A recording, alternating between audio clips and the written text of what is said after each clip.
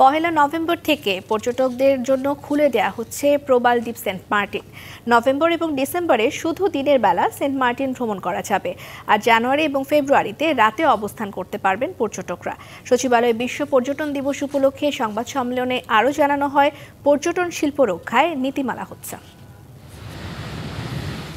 দৃষ্টিনন্দন Saint Martin দ্বীপের চারপাশে নীল জলরাশি। দ্বীপের মধ্যে নারিকেল গাছ, বালুচর, কেয়াবন আর ছোট বড় অসংখ্য পাথর।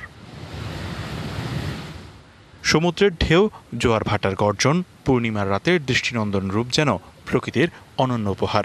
নৈসর্গিক সৌন্দর্যে লীলাভূমি অবলোকন করতে ভ্রমণ পিপাসুরা বারবার ছুটে যায় এই প্রবাল দ্বীপে। তবে গত বছর থেকে মন চাইলেই ছুটে যাওয়া যাচ্ছে না সেন্ট মার্টিনে। প্রাণ প্রকৃতি রক্ষায় আরোপ করা হয় বেশ কিছু বিধিনিষেধ। ওয়ালটন এখন দেশের সীমানা পেরিয়ে পৌঁছে গিয়েছে 50টিরও বেশি দেশে। ওয়ালটন, ঘরে ঘরে বিশ্বজুড়ে।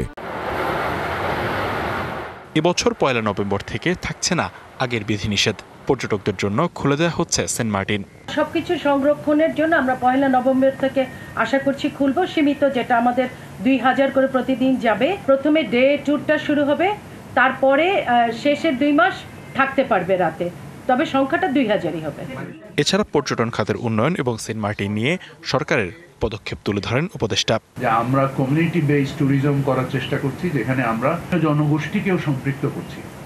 সো কেউ এক জায়গায় গেলেন, উনি ওনার পুঁজি বিনিয়োগ করলেন, স্থানীয় জনগোষ্ঠীর যে কাঠামো সেটাকে বিনষ্ট করলেন, সেটাকে আমরা হতে দিতে চাই না। পর্যটন উপদেষ্টা জানান, দেশের পর্যটন শিল্প রক্ষায় পর্যটন নীতিমালা প্রণয়নের কাজ শেষ পর্যায়ে। আমাদের নীতিমালা প্রণয়নের চূড়ান্ত পর্যায়ে রয়েছে আমরা। লিখনকান্তি ভৌমিক, ডিবিসি নিউজ ডেস্ক।